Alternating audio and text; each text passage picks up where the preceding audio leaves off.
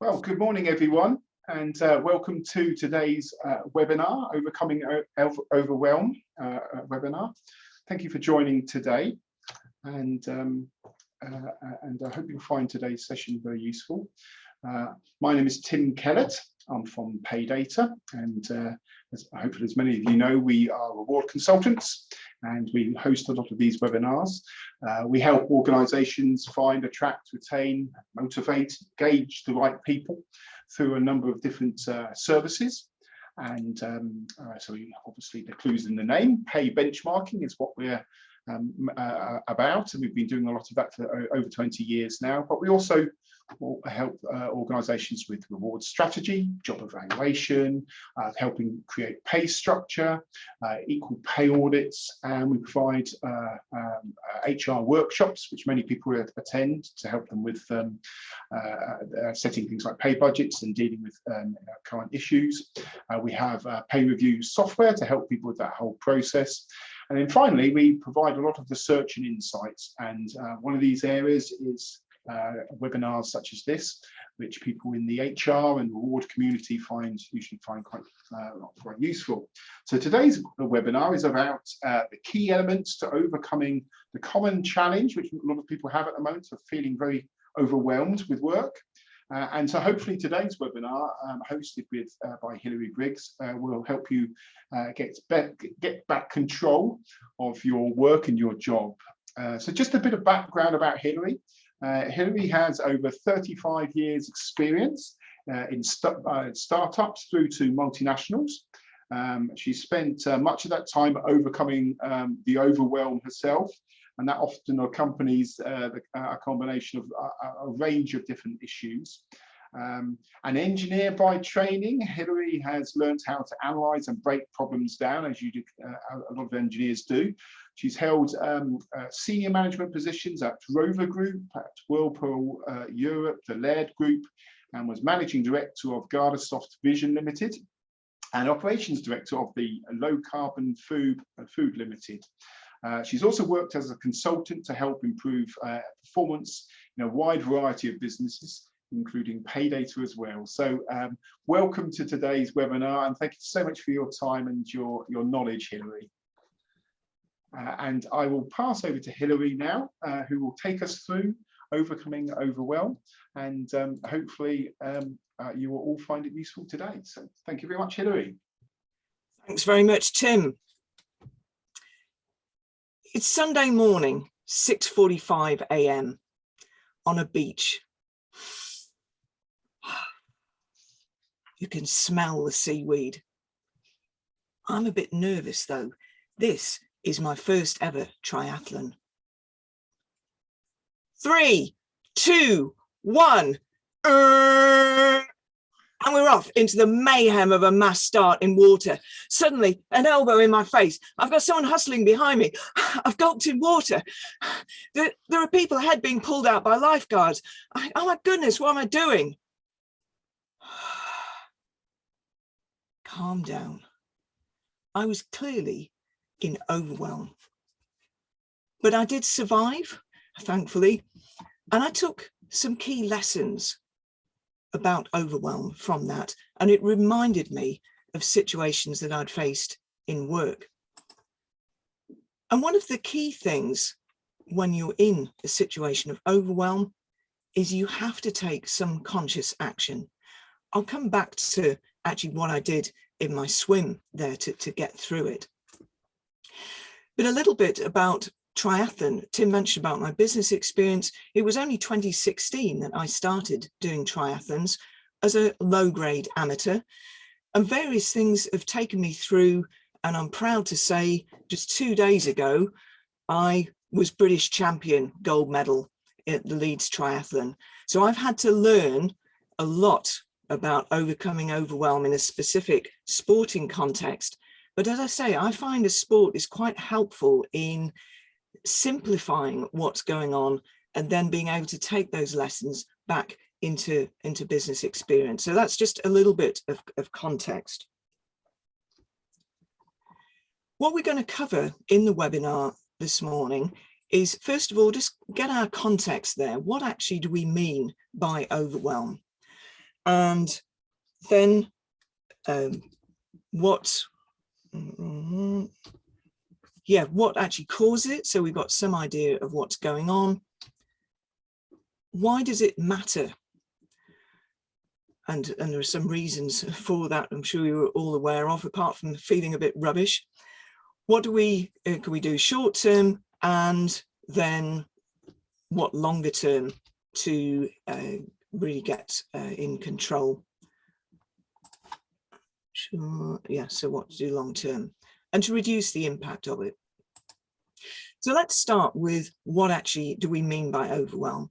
Going back to the late 70s, Dr. Peter Nixon came up with this graph called the human function curve. And thinking about when you're getting engaged, psychologically engaged with an activity, which is what he meant by arousal, performance, what you'd like to expect is that as you put more in, your performance will improve. And naturally, there's going to be the rate of improvement will slow as you push forward. However, the reality is this, that you will reach some point where you start getting fatigued.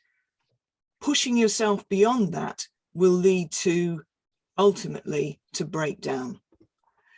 And I had some experience of that early in my career in production management at Rover Group, and I can refer to that, where I knew that I was on the edge of nervous breakdown, and certainly colleagues were having breakdowns and panic attacks and so on. So I became aware that I was getting a bit overstressed on situations, and so some of the signs which I was picking up, I actually went out and bought a book, as I do more often than probably should, but these were some of the things I was getting, certainly slight panic attacks, just feeling really not in a good state at all. So in my experience, once one starts having physical signs, it's a really bad situation. What I also looked at the time was, this is what it felt like. Now, this is the context as being a production manager on a car assembly line. And this is what it was like, just going round and round, busier and busier, getting more stressed and lower quality. So what would happen, I didn't have enough time to really plan things or work things through. So it might be simple things. People turn up late for work or miss days. You want to run a disciplinary to nip the problem in the bud. That involved getting a relief person to get them off the line. And also, because of the shop steward on my section, I needed someone else to get him off. And if you're already short of people, then it becomes more and more difficult. And so then as things are going wrong, you end up having to spend more time explaining to management why things are going wrong, and it all goes horribly in a bad direction. Looking at it in another dimension, the sort of workload, we all have some level of capacity. It would be different for different people. But this is how I perceived it and what I put in my head as chaos. Most of my time was in reactive tasks, just being driven by events. And I experienced that for a time when I was in a managing director role at Gardasoft, which was a company of about 30 people. And on top of that, there's things that you really need to be doing, planning ahead for the business and so on. And what I found was that a lot of those tasks ended up being done either first thing in the morning or perhaps after 6:30, 7 o'clock, when other people had gone, and finally there was a bit of peace in the office, or late in the evenings or weekends. And one of the realities, basic reality for all of us, is that there are only 24 hours in a day. And I don't know about you, but certainly for me, working all of those for more than one day, even one day is not brilliant. You know, people rave about, or don't rave, but they boast about doing all-nighters. It's not sustainable. We've got a finite capacity. We need to learn what that is, and we can perhaps improve it a bit. And we've got different levels of stress. But the overall is how best for us individually to add the most value to the organization. We're talking about the work situation here. That to me is the question. Now let's look at causes. I'm going to split causes into what I term acute and chronic. So what do we mean by acute? Unwelcome situations. These are kind of big situations and they're quite severe. So the list that I've put up there are all things which I have experienced in my career, and I'm sure you've got similar, and it might be interesting put in the chat, or if you've got other points, we can break for questions shortly. But I think really we've got an idea. These are big issues and they can knock you sideways. If we look then at chronic causes, these are, in my mind, perhaps trickier to deal with because there's no one specific thing that's causing a problem. It's a collection of a number of them, and maybe there may be some acute or maybe not quite so acute, but one-off issues thrown into the mix as well. But it all adds up to a lot going on that can, in terms of the straws on a camel's back, it can be not just one, but 2 or 3 extra ones that can start to push you over the edge.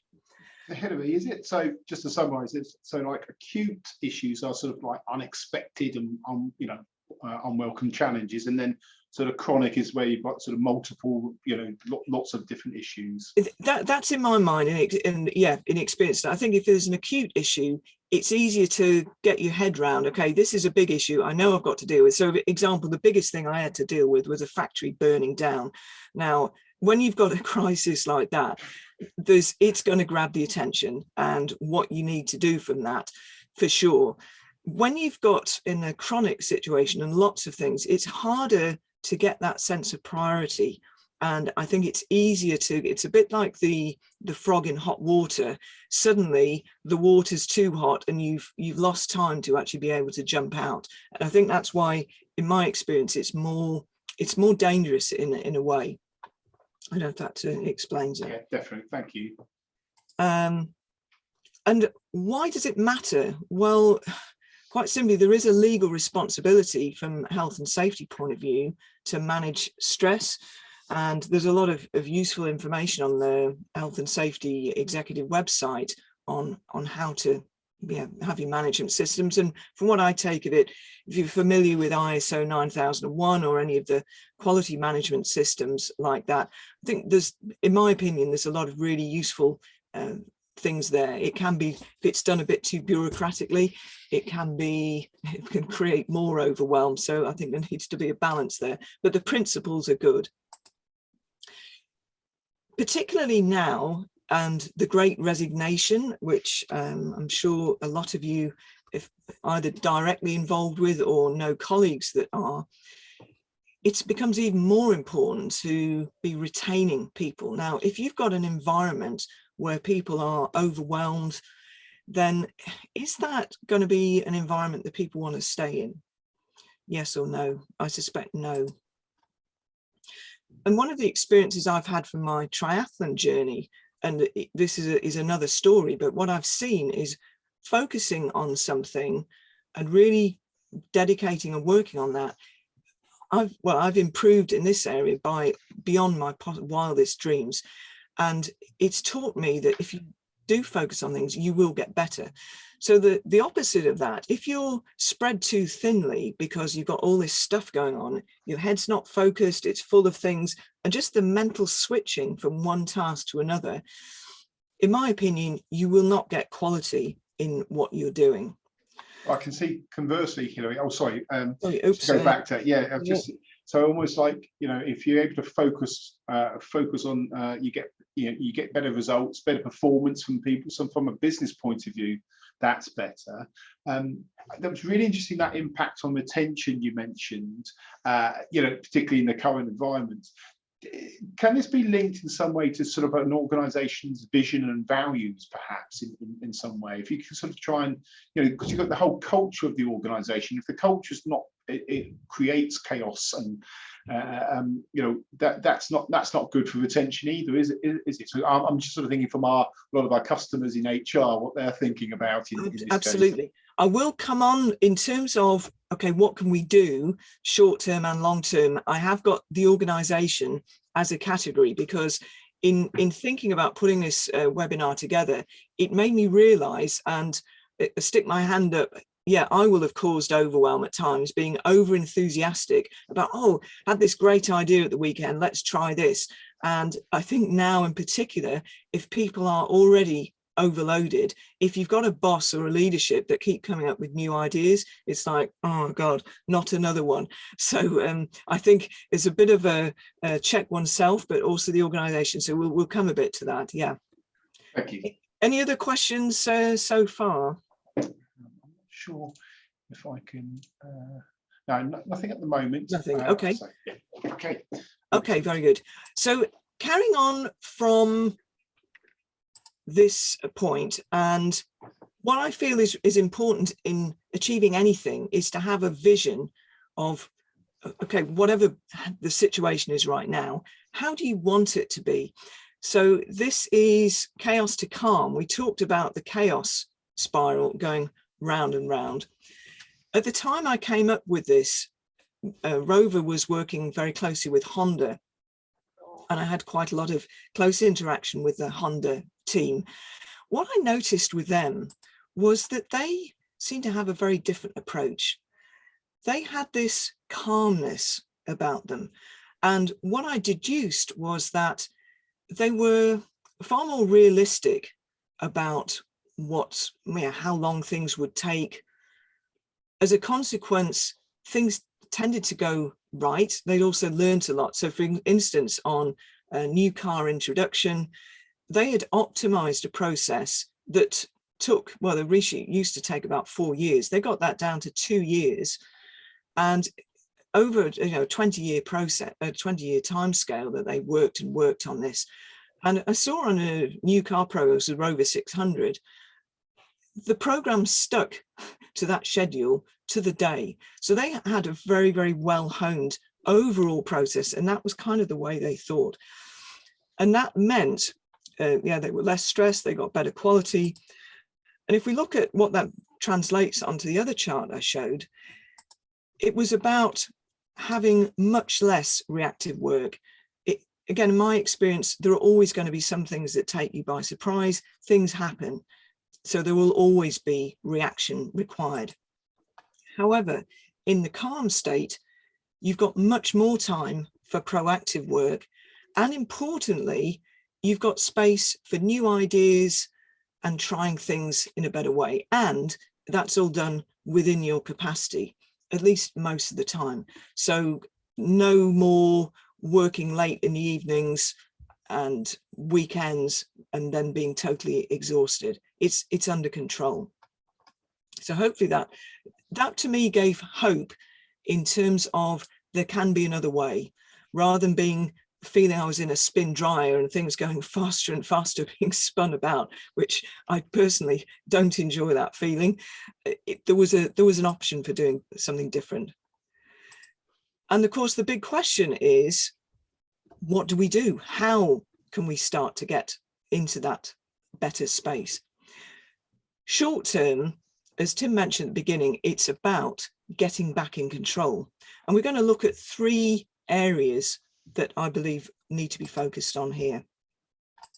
So first of all, we're going to look at tasks, then a bit about yourself, and then, as I mentioned, the organization.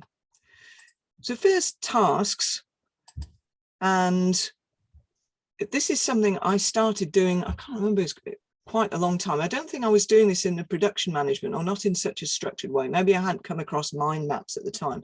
I don't know how many of you familiar and use the technique, but I find it helpful just to group items. So rather than having just one to-do list and adding onto it, I do a very simple thing, and depending on the nature of the overwhelm and the severity of it, I might get away with a small A5 piece of paper, A4, A3, or in really severe things, it could be a flip chart. You know, don't have any boundaries. But the key here is take yourself away from the heat of the action, have a cup of tea or coffee with you, and just get all of the stuff that's in your head out onto the paper.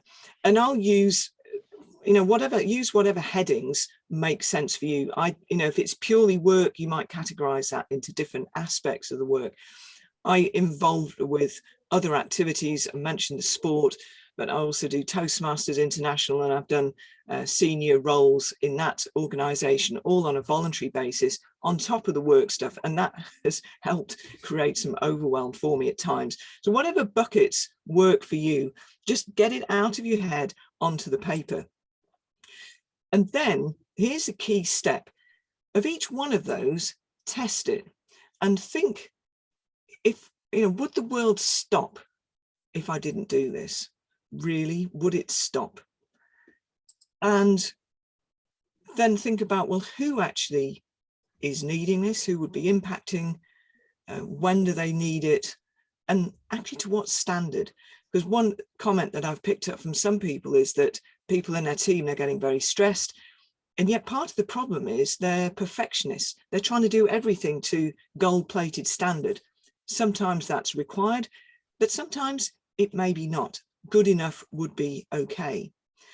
So again, experience I've had when I've been in overwhelmed situations, I've been astonished. Things where I've committed to give things to people at a certain date and I'm feeling really guilty that I'm just not going to be able to do that. Pick the phone up to them, explain the situation, and you know what happens?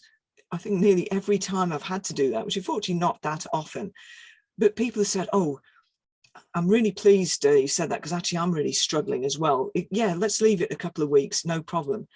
Suddenly, I was going to say, Hilary, I had exactly that situation yesterday. I had to get something to one of our potential customers, actually, and I'd been a little bit with the capacity and with the annual leave. I hadn't quite got it there, and I to them on time. And I rang them up to say, listen, it's been a bit late.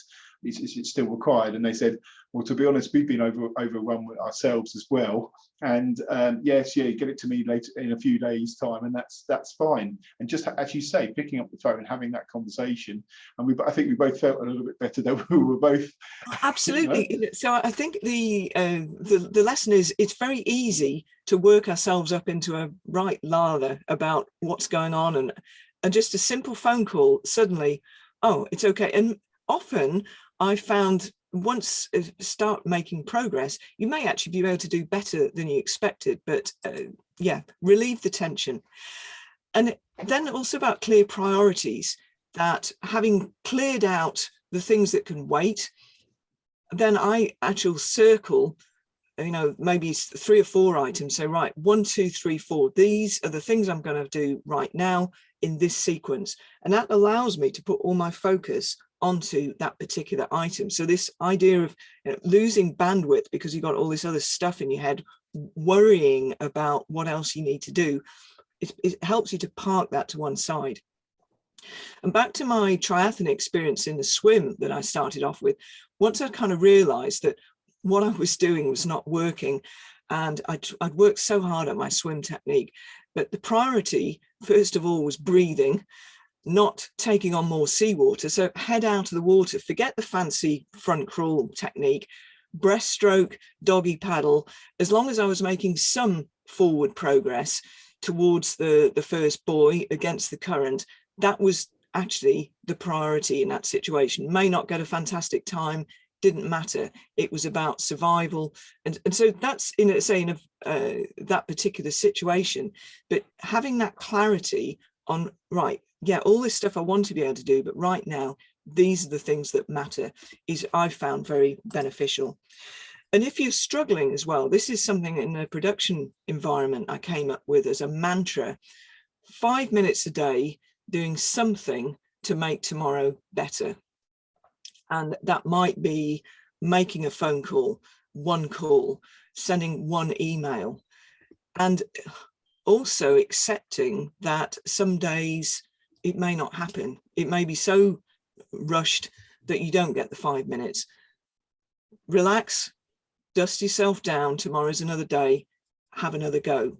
And what I found, again, it's interesting, over maybe 3 months, with that sort of philosophy, you can start to then create a little bit more time. But in a way, it's just that aspect of taking control.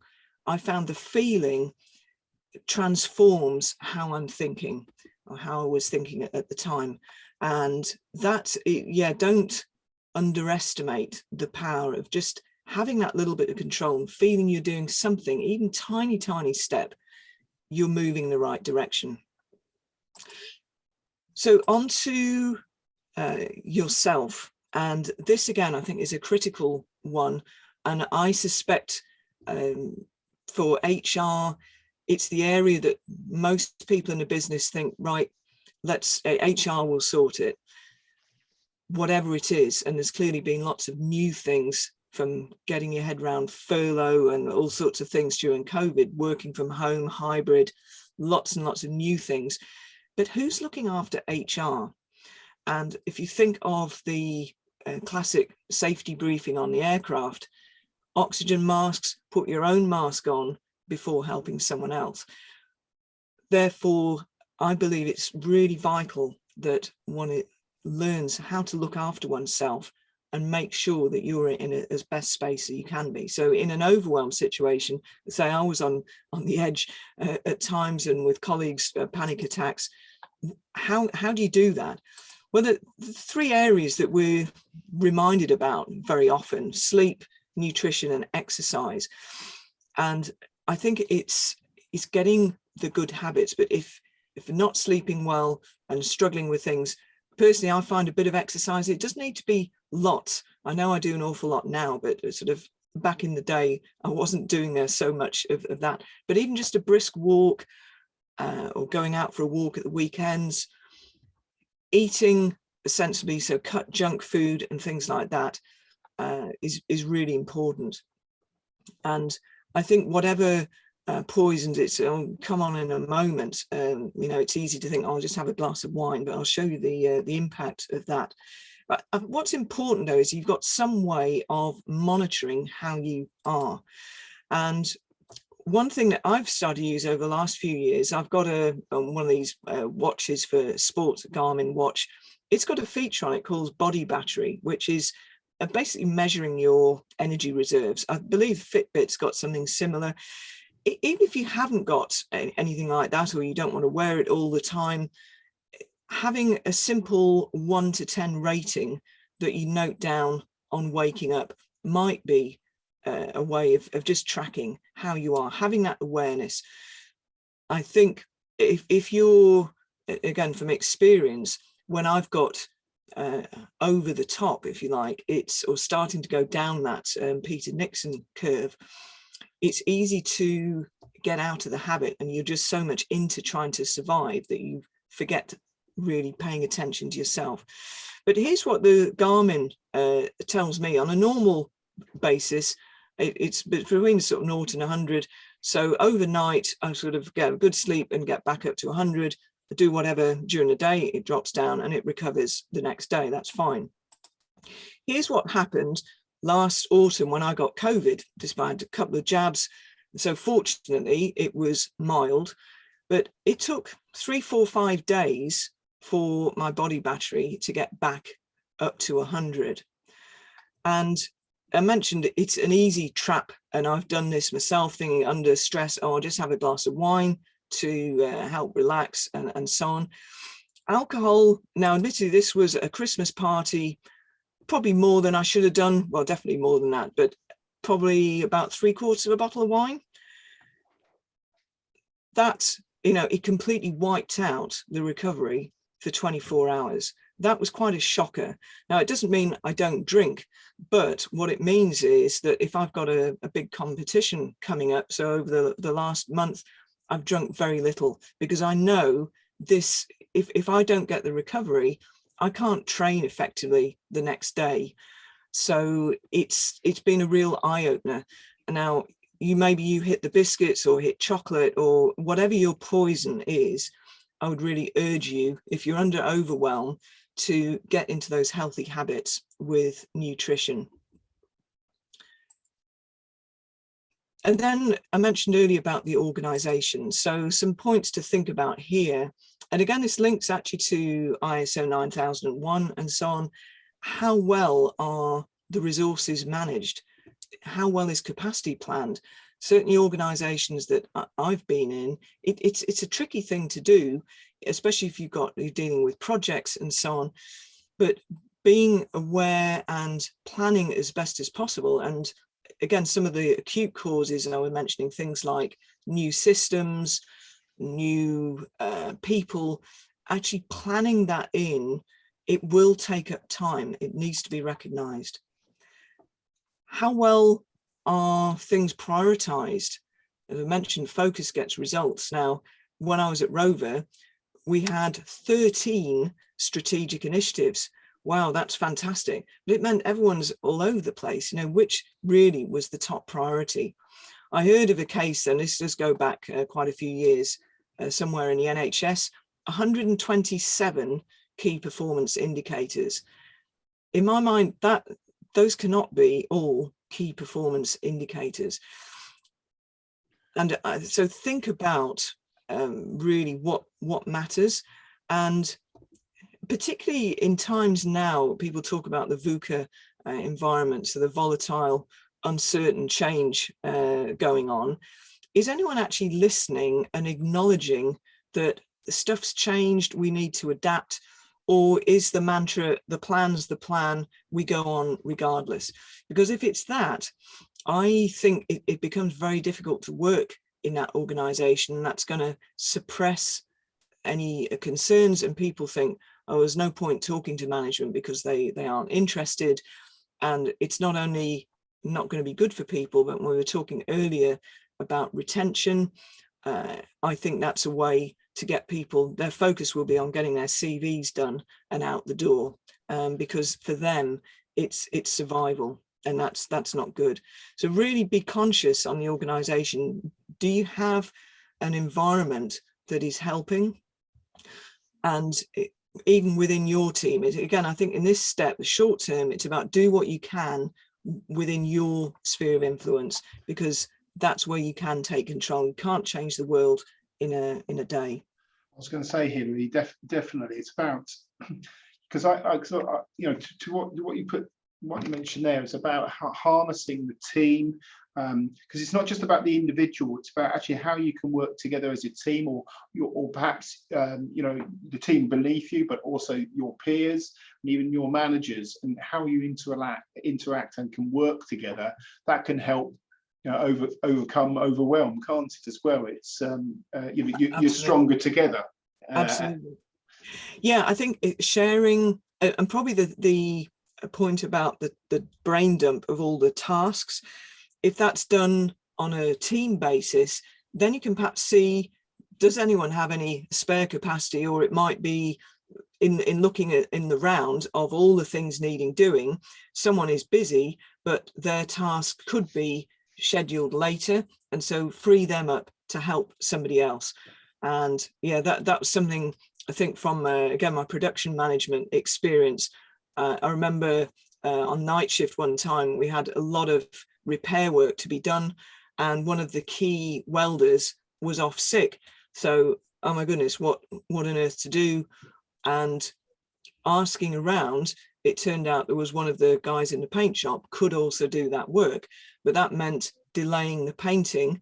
But that worked out, and in the end it became a much better process, so that we adopted that as a standard. So yeah, working as a team and getting everyone's brains on what is it that we absolutely need to do. Correct.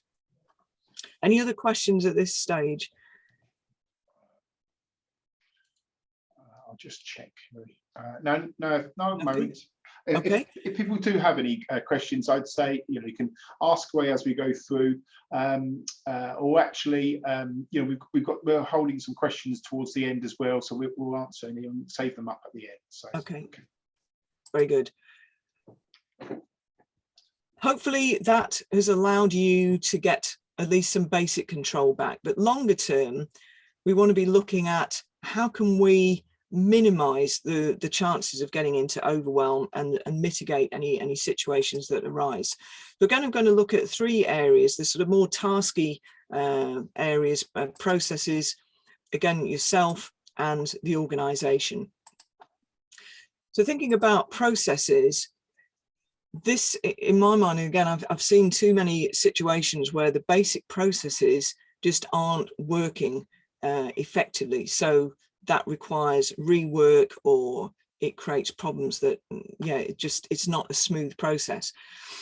And for my triathlon experience, this is a simple area, but it's one that caused me a lot of stress. And the first time I did a standard distance triathlon, if you imagine the transition, you come out from the swim, you've got to get your wetsuit off, you've got to put your bike shoes on, a helmet, and onto the bike. Now, it doesn't sound a lot, but I found in this particular one, and it tends to be the situation, you come out from half an hour or more in the water, I've lost feeling in my hands. On this particular day, it was torrential rain. It was on the back of one of these hurricanes that had come through. And I'd selected a nice lycra top. I thought this would be fantastic to keep me warm on the bike. I couldn't get the damn thing on over my head. I got no feeling, I'm wet. Then I couldn't do my shoelaces up, I couldn't get my helmet on, and all under pressure, I was working myself up into a right panic state. Need to do things differently. My process wasn't good. Since then, I've noted from other people simple tricks, like if you want to have extra clothing on, I put a top on under the wetsuit. So the wetsuit off, the extra layer is already there. It's wet, but it'll dry out. Having even your race number under the wetsuit, again, it saves a step. So looking at processes, where could things be optimized, and practicing. For a month before a contest, when I come out of the shower in the morning, I'm wet, and I go through my steps. I've got my bike shoes, my run shoes, my helmet and stuff in the bathroom, and I work my way through the steps against a stopwatch. Sounds bonkers. There's another step which I haven't built in yet, and that's actually putting my hands in iced water to simulate the lack of feeling. But I know people that do that, and that's on my list. I may well do that. So I think the point is, it's practice, but making sure the process is there, practice it, and so it becomes familiar, so that under pressure, you're not having to think about it. I think I'm a great believer in routines. It frees up the brain to think about more important things. Having contingency planning and testing those out. So I was recently working, as Tim mentioned, low carb food company, and I've not worked in that sector before, but for those of you familiar with the food sector, HACCP, hazard analysis and critical control points, is a key part of what you have to do as a food business. Understanding things like recall procedures, you need to have all those in place, that if something goes wrong. I mean, there was a case recently with the Kinder eggs, and suddenly you've got tens of people around Europe getting sick with salmonella or whatever it was. Horrendous situation. With the food, you can kill people, and it unfortunately it does happen. So as a business, you have to have these processes already, and you have to test them and prove that you've tested them. You don't necessarily have to go to those lengths in all that you do, but I'm just planting seeds on as an approach. If you have some process that's really important, think about what could go wrong. How could you test and make sure that it minimize the chance of going wrong? And if it does, what are you going to do? Now, I'm sure a lot of organizations have crisis plans and things in place. That's all. If things do go wrong, and unfortunately at some point they will, you need to assume that they will. It's how can you be ready so that you reduce that overwhelm of one of these acute situations. And then, as I've already said, having priorities and keep updating and monitoring what is going on, so that you think the whole business is in control, and you know the early warning signs that things are going off track. We looked at processes, and now onto yourself. And for me, for the longer term, this is about building resilience so that you've just got, we had the chart with the capacity, it's probably pushing that capacity up, and also the amount of stress that you can handle and still be within your grasp. So that point on the Peter Nixon curve, we're trying to push that a bit to the right hand side. One of the things I found really, really helpful, and I would strongly emphasize this, is control of breathing. In particular, the out breath. If you are under pressure and you're starting to hyperventilate or whatever, just slowing that breathing, long out breaths, I found really helps. And being able to do that almost at will is a vital skill. I think it's a life preserving skill. Meditation, Tai Chi, yoga, those are all things, find something that works for you, but that to me is absolutely crucial. We talked a bit about the sleep, nutrition, exercise. Over time, it gives you a bit more to build into your life. And I think things like Park Run, the Couch to 5K, there are lots of things out there. You don't need to do masses, but actually building a bit into your day helps. Cutting out junk food, sugar, too much coffee. It's interesting. There was an article, I don't know how many of you are on the Zoe COVID app, but there was quite an interesting piece, and they had about coffee, that probably 3 cups is fine, and there are lots of good benefits for coffee. But clearly, if you're on 10-15 cups a day, that's probably not going to be too good. So if you're having problems, examine what is it you're doing and how could you help get that in a better shape. And then actually stretching yourself. And this is where, in a way, the triathlon, I think, helps me, because it's putting me in a situation on the start line, ready for the swim, or even during the race. I can be under pressure, and learning how to cope with that, I found helpful. I've mentioned Toastmasters International, public speaking. Now, for a lot of people, they'd rather die than stand up and give a speech, which is really sad, but it's there. People really panic about it. So doing that, and then entering a speech contest where you're going for bigger audiences and ultimately to thousands of people, that might sound totally bonkers, but it is putting yourself in a position.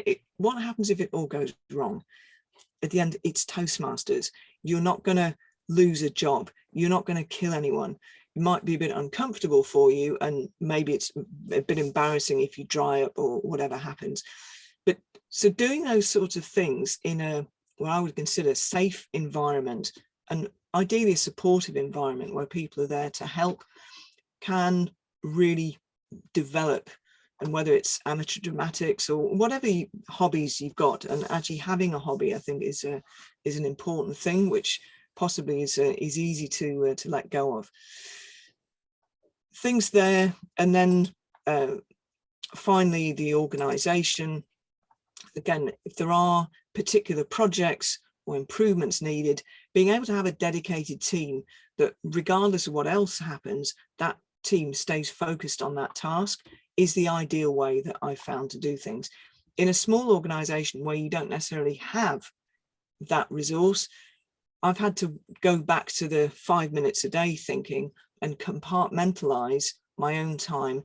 That becomes more difficult and requires a lot of discipline, especially in an open plan office. That have dedicated resource. Again, I mentioned the experience on the night shift of having something happen and working out that worked better. So using a bit of challenges, changing things, I think can be quite creative, and it also gets used to people changing. If things have always been done the same way and suddenly you want something different, that can cause that kind of panic and reaction. However, it needs to be done in a balanced and controlled way. That a new idea every day is going to overload people. And then finally onto the culture aspect. If you've got this culture where everyone's got to be busy and lots of new things just change, that's not going to be a great environment to work in. It needs to be a certain amount of change, but it's having that feel. And I remember at Rover again, we were moving whole assembly plant from the old plant into a new, and it just created disruption. You could feel everyone just felt a bit stressed by it, and it was difficult. It had to be done, but just being almost compassionate with people. Okay, we're going to go through it, and maybe it took 3-4 months for things to settle down, but recognize what's going on and do it in a sensible way. I know that's easy to say, but when there are shocks coming in from outside the business and the organization, you need to have some capacity to handle those. So yeah, that's really, we've covered, what's overwhelm, causes, short and longer term things. So Tim, any further questions? Yes, actually, we had one a few minutes ago. I am overwhelmed with work emails coming in. My task list is out of control to the point I haven't looked at it for weeks, but just keep adding to it. My email inbox gets bigger and bigger, and I add them to my tasks, but can't get to them because emails keep coming in.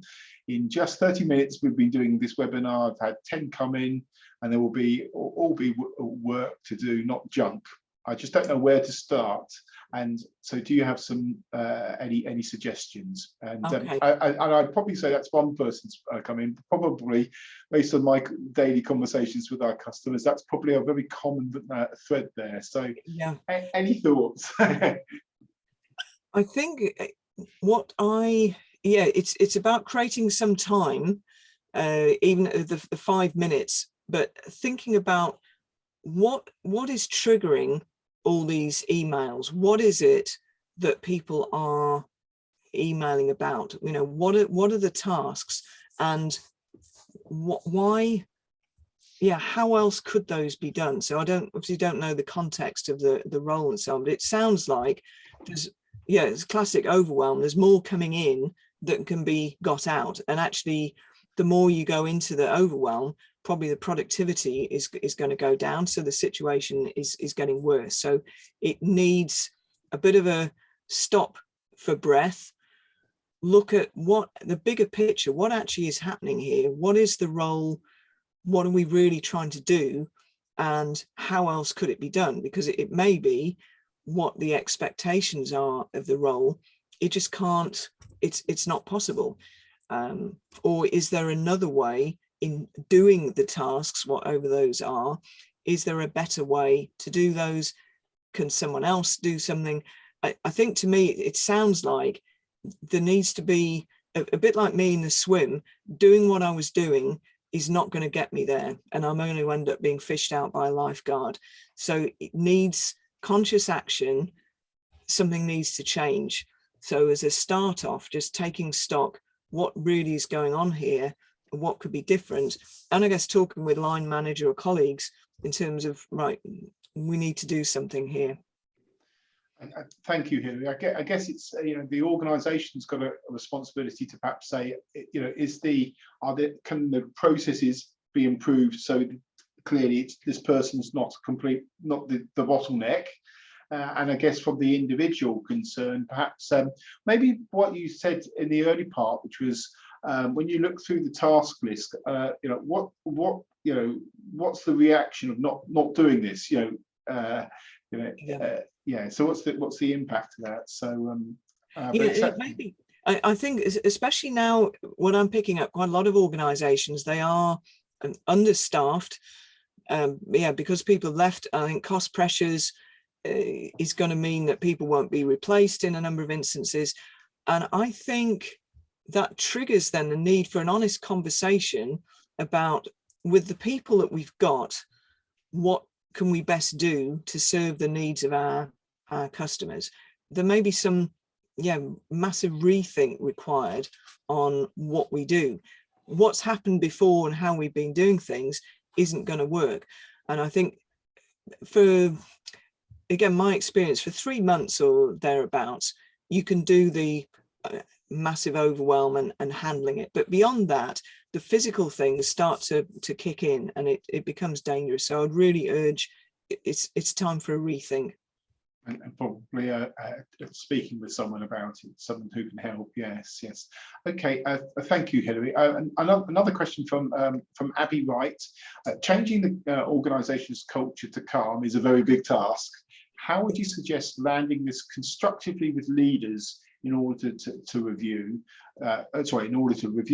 take stock, and make that change for the right reasons? Mm-hmm. I think you mentioned earlier about vision and values, and I think in my experience, having the organisation values are really important. If the values don't support calmness, that's a point again to check, I suppose, vision and mission. What is it we're really about as an organisation, and what values do we have to have that's going to best support that?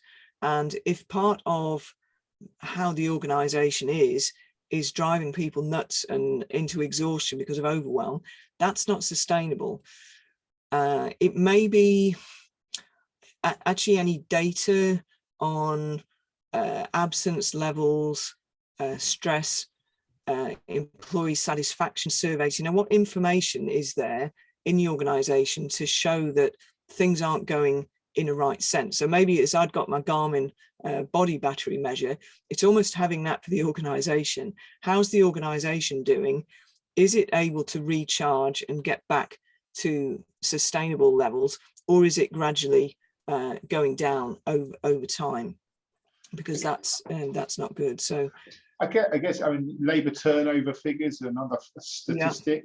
Yeah. And I guess in the current environment where recruitment and retention, there are challenges and the labour market's very competitive, I guess if you're talking to leaders, you're sort of saying we don't want to lose our best talent to stress and overwhelm, and we will do if we don't change something. So, I guess that could be quite a constructive way of looking at talking to the leaders and saying, listen, this is the consequence of doing nothing here. If we do nothing. But maybe as well the impact of social media now, that I guess if you end up with any negative comments about the company somewhere on social media because people are stressed and saying, oh, this is a really terrible place to work, that's going to make it even harder to recruit other people because those comments will get picked up. So yeah, obviously you want to avoid things like that, but that's, I think, a do nothing strategy and just pretending no, everything's fine. The snowflakes will just have to man up, get on with it, and all those sort of things, which I guess is, that generation. I can imagine that's, the people who are in the senior leadership positions, that's very easy to say. That's probably where they're at. And there may be an element of it, but at the end of the day, you've got to deal with the people that you have and what's going on in society. Things are different now. So, yeah. Cultural society's changed, yes, exactly. Yeah. Joanne Hill's another question. So how do you up manage an ideas boss? I have regular chats with him about overwhelm, but to no avail. So it's a tricky one, isn't it? Yeah. I've been thinking I've got an idea about something. That's going to create a lot of extra work. I think, one, probably the first thing, and this goes from experience, if depending on the severity of the situation with the boss, probably making sure you've got your CV ready and up to date is always good one before handling into upward coaching. But hopefully it doesn't come for that. But it's always good to have options. Asking the question if he's offering, we really should do this. Actually saying, okay, well, I've got these things on my list. Which one, which group would you think are the most important? So kind of putting it back and saying, there's a finite list of things. These are my priorities right now. You want me to think about this. How would you see that fitting in what I'm doing now? Because I've only got so much capacity here. Yeah. And unless the new idea is going to revolutionize how those existing things are done, then hopefully it's just a little bit of a pushback in terms of, yeah, it sounds a great idea. However, it's actually working through and look at the impact of it. And okay, yeah, there's a conflict in resources here. How do we resolve that? And you could say, it could impact on the quality of the outputs. And if you're fine with, back to your point earlier, Hilary, about if you're fine with it being an okay job, it doesn't have to be a 100% job. They might come back and say, actually, yes, well, that's fine. I just want to sort of top level thinking on this. Don't spend too long, and that might help you then, because you're thinking, okay, I've got permission now not to spend as long. Absolutely, yes, absolutely. So I'm very sorry. I'm conscious of time. We've only got a few minutes left now, Hilary. If anyone wants to put in the next few minutes any more questions, they can. But what we'll do is we'll answer them, afterwards and send them out to all those who've joined. I don't know if you find it useful, Hilary, if you could just sort of perhaps sum up, that might be quite helpful, really. Yeah. So what I think facing overwhelm, and the reality is it's here to stay in my mind. Most important things, be clear on what's causing it.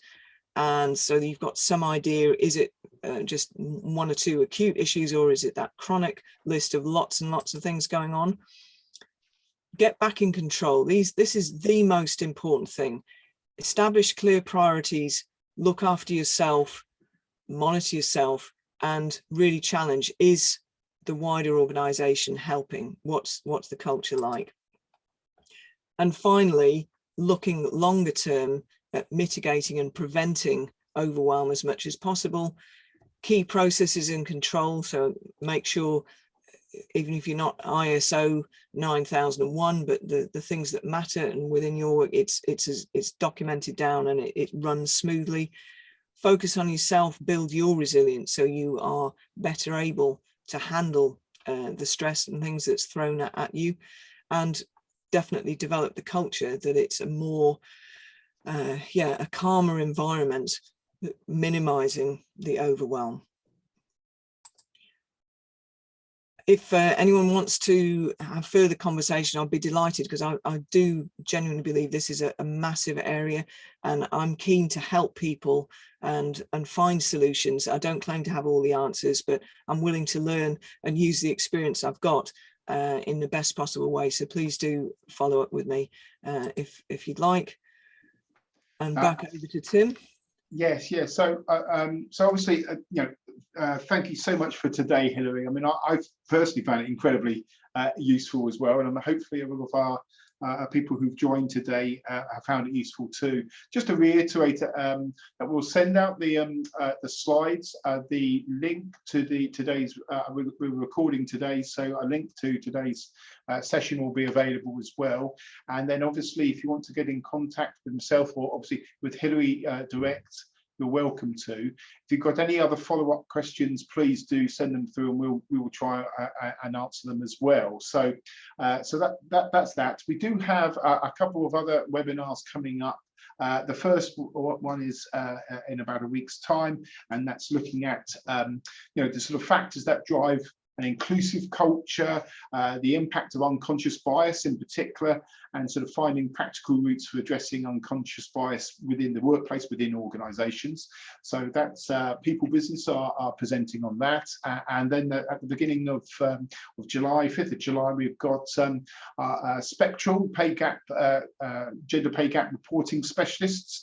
So really talking about becoming an employer of choice in what is now a diverse world, and for diverse talent as well. So there's both very useful 1 hour sessions, and you're welcome to register for those as well. So that just leaves me to say once again, thank you so much, Hilary, for your time. I hope everyone's found that useful. Thank you for sparing an hour in your busy lives, and have a good rest of the week, and speak again soon. So thanks again. Thank you then. Take care, everyone.